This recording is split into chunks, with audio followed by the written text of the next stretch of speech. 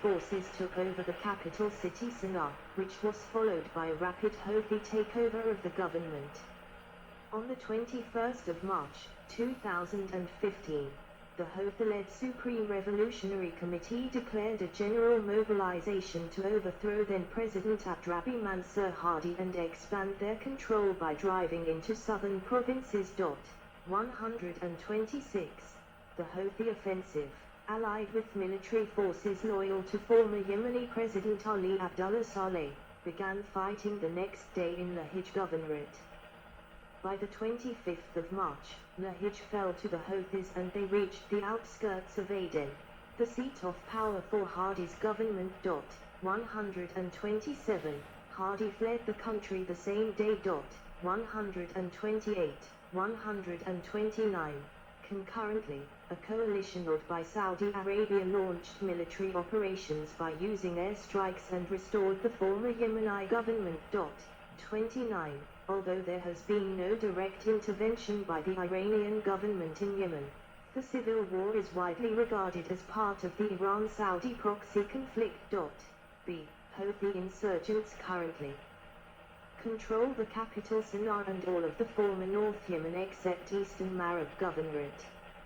After the formation of the Southern Transitional Council, STC, in 2017 and the subsequent capture of Aden by the STC forces in 2018, the pro-Republican forces became fractured, with regular clashes between pro-Hadi forces backed by Saudi Arabia and southern separatists backed by the United Arab Emirates. 130. Al-Qaeda in the Arabian Peninsula, AQAP, and the Islamic State have also carried out attacks against both factions, with AQAP controlling swathes of territory in the hinterlands, and along stretches of the coast. 131. The UN brokered a 2-month nationwide truce on the 2nd of April, 2022 between Yemen's warring parties, which allowed fuel imports into Houthi-held areas and some flights to operate from Sana'a International Airport to Jordan and Egypt. 132. On the 7th of April, 2022, Hadi government dissolved and the Presidential Leadership Council, PLC, took command of the Yemeni Republic, incorporating the Southern Transitional Council into its new government. The UN announced on the 2nd of June, 2022 that the nationwide truce had been further extended by 2 months.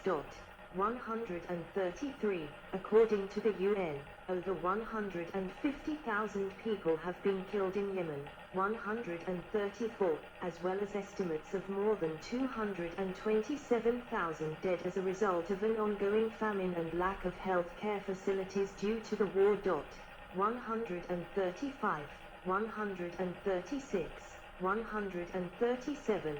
The Wall Street Journal reported in March 2023 that Iran agreed to halt all military support to Houthis and abide by the UN arms embargo, as part of a Chinese-brokered Iran-Saudi rapprochement deal. The agreement is viewed as part of Saudi-led efforts to pressure the Houthi militants to end the conflict through negotiated settlement, with Saudi and US officials describing the concomitant Iranian behavior as a litmus test for the endurance of the Chinese brokered detent. C. On 23 December 2023, Hans Grunberg, the UN Special Envoy for Yemen, announced that the warring party is committed to steps towards a ceasefire. 138. The Saudi-led coalition's bombing of civilian areas has received condemnation from the international community. 139.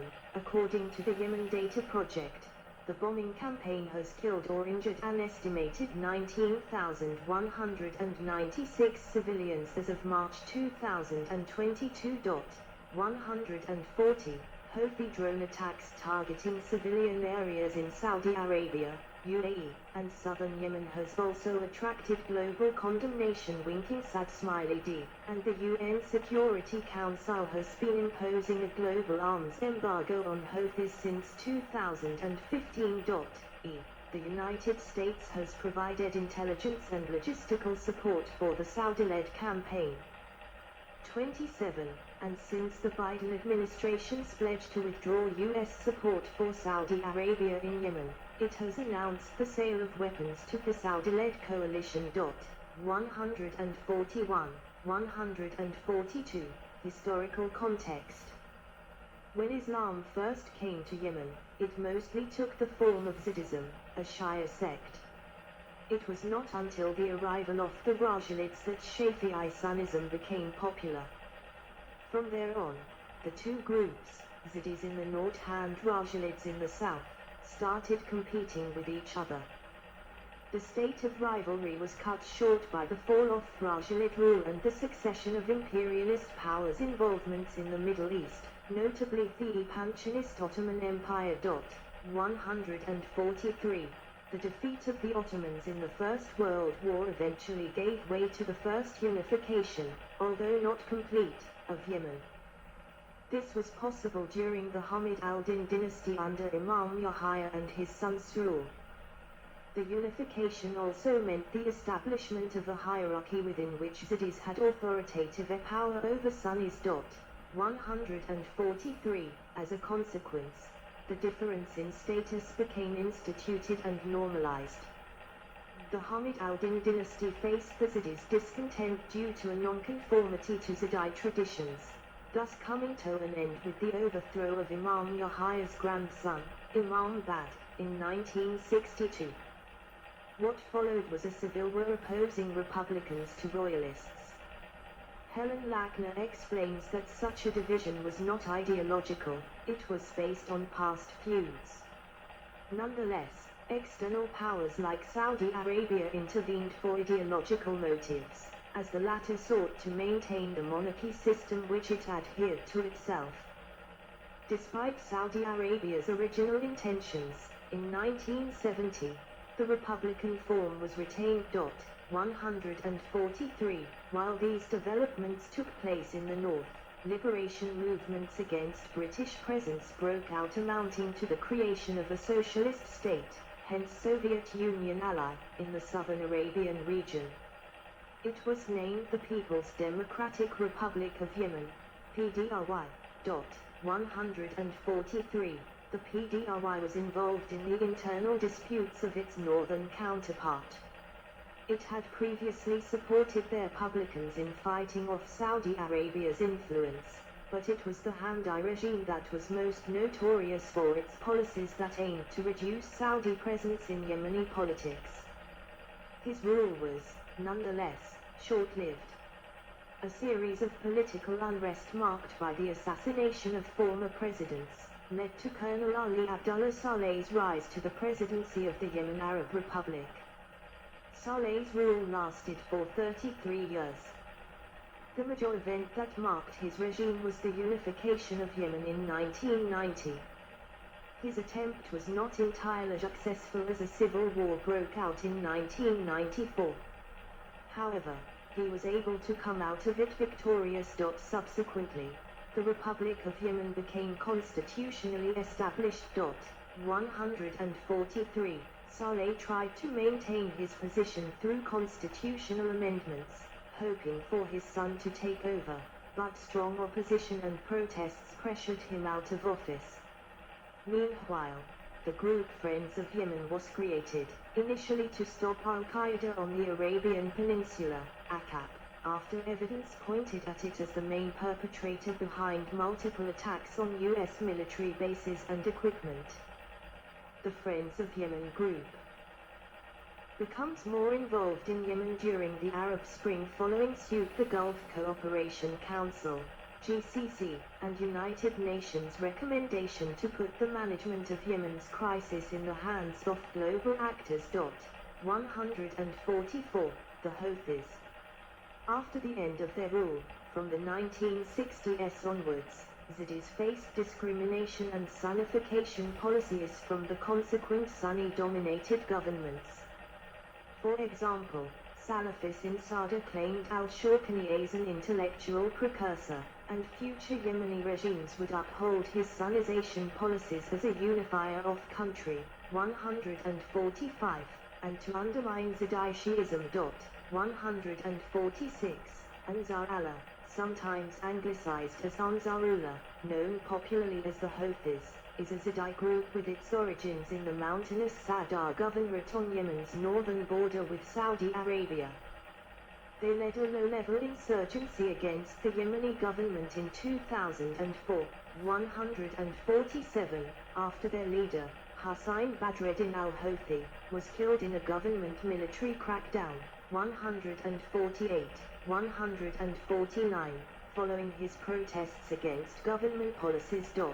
150, 151.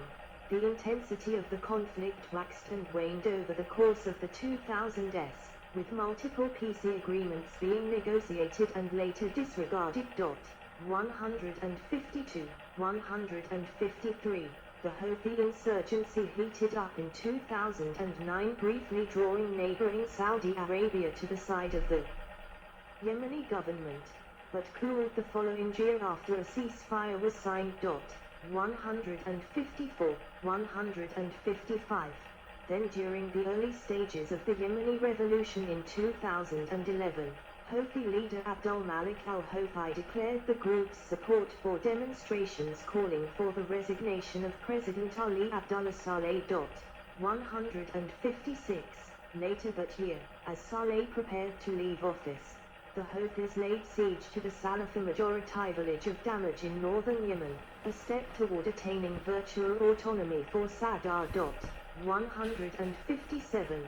The Houthis boycotted a single-candidate election in early 2012 meant to give Abdrabi Mansur Hadi a two-year term of office. 158.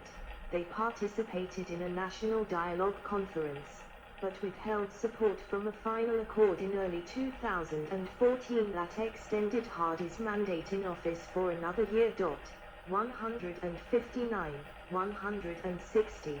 Conflict between the Houthis and Sunni tribes in northern Yemen spread to other governorates, including Sana'a Governorate by mid-2014.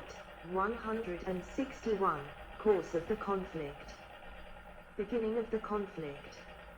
After several weeks of street protests against the Hadi administration, which made cuts to fuel subsidies that were unpopular with the group, the Houthis fought the Yemen army forces under the command of General Ali Mohsen al-Amar. In a battle that lasted only a few days, Houthi fighters seized control of Sana'a, the Yemeni capital, in September 2014. 162. The Houthis forced Hadi to negotiate an agreement to end the violence, in which the government resigned and the Houthis gained an unprecedented level of influence over state institutions and politics.